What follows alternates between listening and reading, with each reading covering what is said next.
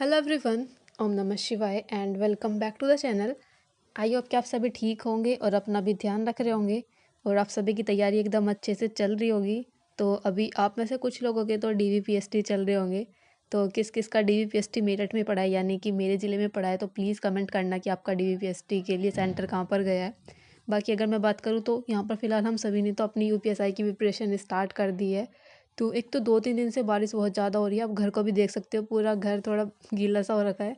बाकी आप सभी बताओ कि आप सभी की प्रिपरेशन कैसी चल रही है? जो भी हम डेली टारगेट बनाते हैं आप सभी का, वो कंप्लीट हो पाता है, नहीं हो पाता?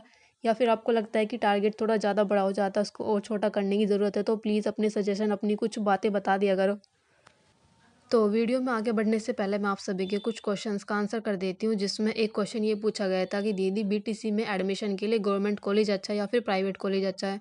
तो देखो, गवर्नमेंट कॉलेज की फ़ीस काफ़ी कम होती है, आई थिंक 10 या 15 हज़ार के करीब हो सकती है, लेकिन प्राइवेट कॉलेज की फ़ीस थोड़ा महंगी होती है, 40-50 हज़ार तक फ़ीस होगी प्राइवेट कॉलेज की। लेकिन प्राइवेट कॉलेज में आपको कभी जाने की टेंशन नहीं होती, कभी जाना नहीं पड़ता, सिर्फ आप अपने एग्ज़ाम देने जा सकते हो।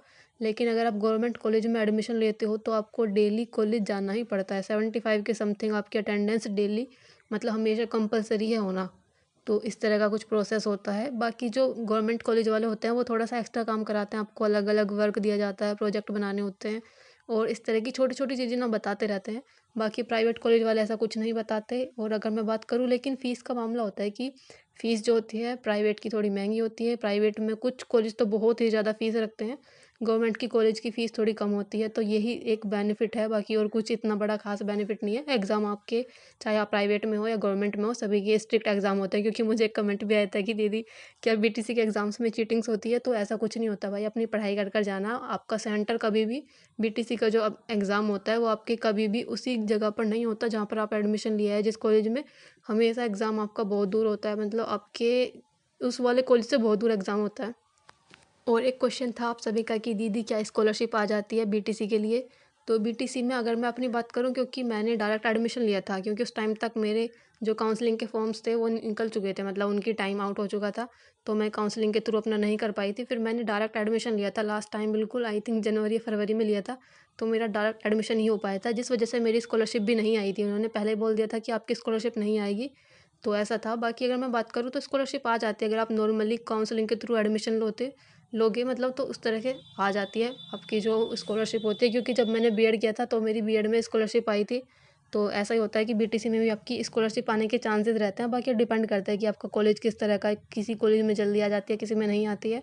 तो बाकी ये सभी बातें हो चुकी है, अब अपनी पढ़ाई की बात करते हैं। तो आज मैंने टारगेट कुछ ऐसा बनाया था, सबसे पहले यहाँ पर बैठकर मैंने मूल विधि वाली एक क्लास की थी, उसमें मैंने साथ के साथ मैं सोच रही हूँ इस बार नोट्स बनाती हुई चलूँगी।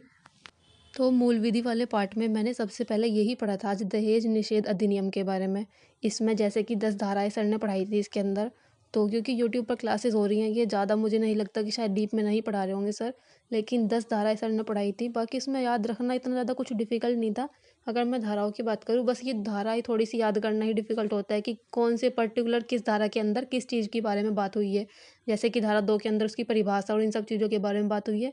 तो बस यही चीज़ें याद रखना इंपॉर्टेंट था। बाकी इससे रिलेटेड जो कुछ क्वेश्चन जो बन रहे थे, जो सर ने मेहर वगैरह के बारे में बताया, वो सब चीज़ें आसान थी। और जो सर ने लास्ट में फिर क्वेश्चन भी कराए ना, वो क्वेश्चन भी लग जा रहे थे।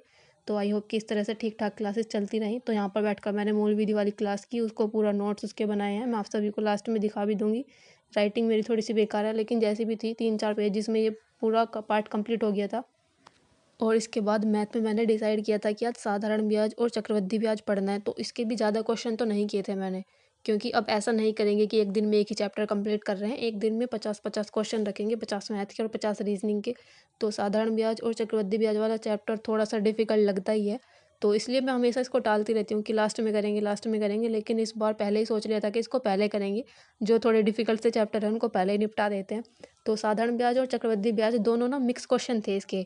तो 50 क्वेश्चन करे थे, बल्कि चक्रवृद्धि ब्याज के क्वेश्चन वैसे मुझे डिफिकल्ट लगते हैं, लेकिन आज थोड़े हो रहे थे। क्योंकि लास्ट में, मतलब जो इसमें जो राहुल तेवते सर ने जो चक्रवृद्धि ब्याज पढ़ाया है, वो मुझे ज़्यादा समझ नहीं आया था। तो इसलिए मैंने पढ़ा था, आदित्य रंजन सर ने एक क्लास ली हुई थी चक्रवृद्धि ब्याज की, तो मैंने वहाँ से किया था। क्योंकि सर का पढ़ाने का तरीका थोड़ा सा अलग था इस चैप्टर में।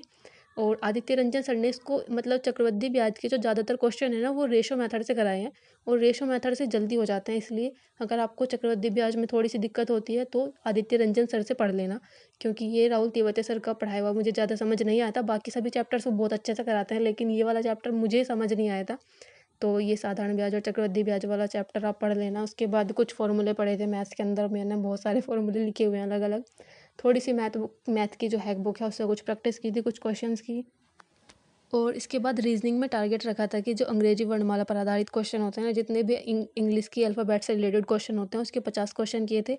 सेकेंड ही चैप्टर था मेरी बुक के अंदर ये। कुछ फॉर्मूले वगैरह पढ़े, क्योंकि रीजनिंग में भी मैंने थोड़े से फॉर्मूले तो लिखे हुए हैं अलग से। इसके बाद जीके जीएस की बात करूँ, इसमें मैंने कुछ अभी नया नहीं पढ़ा था, क्योंकि मुझे लग रहा था कि अब ये वीक का लास्ट टाइम चल रहा था, इसमें एक बार जितना भी हमने इस वीक में जीके जीएस वाले पार्ट में पढ़ा था उसको रिवाइज़ कर लेते हैं, क्योंकि जीके जीएस वाला पार्ट हम बहुत ही ज़्यादा जल्दी भूलते हैं, क्योंकि एक तो बुक से पढ़ा हुआ है, इसलिए बुक की चीज़ें थोड़ी सी भूलते रहते हैं अगर हम नया नया पढ़ते जाते हैं। तो इसलिए मैंने इसका दोबारा से इसका एक बार रिवीजन किया है। हिंदी की बात करूँ तो हिंदी में मैं नहीं पढ़ पाई आज, क्योंकि यही सारे इतना टाइम लगा देते हैं ये सारी चीज़ें मिलाकर। तो हिंदी में सिर्फ एक मिनी मॉक टेस्ट सोल्व किया था, जिसमें मैं टारगेट रखती हूँ कि मुझे 20 क्वेश्चन 5 से 6 मिनट के अंदर करने हैं। और उसके बाद मैंने एक मिनी मॉक टेस्ट लगाया था हिंदी का, जिसमें 20 क्वेश्चन होते हैं, 8 मिनट में करने होते हैं। लेकिन मैं ट्राई करती हूँ कि इसको 5 से 6 मिनट में कंप्लीट कर पाऊँ, ताकि हिंदी के लिए अपना टाइम बचा पाऊँ। बाकी आज के लिए टारगेट मैंने सिर्फ इतना ही रखा था, यही चीज़ें कंप्लीट की थी, और कंप्लीट करने के बाद ही मैं आप सभी को बताती हूँ, ताकि आप सभी को ये ना रहे कि मैं पढ़ नहीं रही हूँ या नहीं पढ़ रही हूँ। तो बाकी मिलते हैं नेक्स्ट वीडियो में, तब तक के लिए बाय बाय, टेक केयर। और आपका कोई क्वेश्चन हो तो प्लीज़ कमेंट कर देना। तो ये है मूल विधि वाले चैप्टर जो मैंने पहला पढ़ा है, उसके थोड़े से नोट्स बनाए हैं। बहुत ज़्यादा मैंने डीप में नहीं लिखा, सर ने तो बहुत सारा कुछ चीज़ें लिखवा रखी थी, कुछ इंपॉर्टेंट सी चीज़ें लिखी हैं। वैसे मुझे लगता है मुझे ये परिभाषा लिखने की भी ज़रूरत नहीं थी, लेकिन ऐसे ही लिख ली थी। और 3 पेजेस में मेरा आ गया था आराम से। बस मेरी राइटिंग थोड़ी बेकार सी आ रही है, क्योंकि सजा सजा कर नहीं लिखना, बस अपनी पढ़ाई पर ध्यान देना। ये देखो ये लिखा था। तो साथ के साथ आप जो भी पढ़ रहे हो ना उसके नोट्स बना लेना, क्योंकि ऐसे पढ़ा हुआ ज़्यादा टाइम तक याद नहीं रहता जब तक हम उसका बार बार मल्टीपल टाइम रिवीजन नहीं करेंगे। तो अभी तो एक ही चैप्टर पढ़ा है सही से, इसके नोट्स बना लिए। जब नेक्स्ट चैप्टर पढ़ूंगी तो उसको मैंने लिख भी दिया था यहाँ पर। नेक्स्ट चैप्टर ये है, और ये था गणित का चैप्टर, साधारण एवं चक्रवृद्धि ब्याज वाला। इसके अंदर ये थे कुछ क्वेश्चन जो मैंने किए थे, कुछ अटक भी गए थे, जिस पर मैं अटक गई थी उनको दोबारा सोल्व करूँगी। अभी मैंने टाइम ही नहीं लगा उसके बाद दोबारा करने का। यहाँ तक किए हैं, ये रहा 50वां क्वेश्चन। 85 क्वेश्चन किए आज सिर्फ मैंने बताया ना ये वाली बुक मैं पहली बार ही कर रही हूँ। तो इसके बाद आप देखोगे 50 क्वेश्चन मैंने किया, उसके बाद ये सब एकदम खाली पड़ा है, क्योंकि अभी मैंने पढ़े भी नहीं है ये क्वेश्चन। और कितने क्वेश्चन है इसके अंदर, 87 क्वेश्चन है इसके अंदर, 2 दिन में कंप्लीट हो जाएंगे। बाकी अभी मैं दूसरी बुक लेने वाली हूँ, तो छोटी सी बुक है इसलिए जल्दी कंप्लीट हो जाते हैं इसके। तो मैथ में फ़िलहाल तो अभी यही पढ़े हैं। और ये वाला चैप्टर था रीजनिंग का जो मैंने पढ़ा था। इस तरह के क्वेश्चन थे, देखो इंग्लिश से रिलेटेड, अल्फ़ाबेट से रिलेटेड जितने भी होते हैं। टाइप 2 टाइप 3 करके इसमें दे रखे हैं, वैसे एक जैसे टाइप के एक जगह क्वेश्चन दे रखे हैं। मैंने सिर्फ 51 यहाँ तक किए थे क्वेश्चन। इस तरह के क्वेश्चन थे इसके अंदर।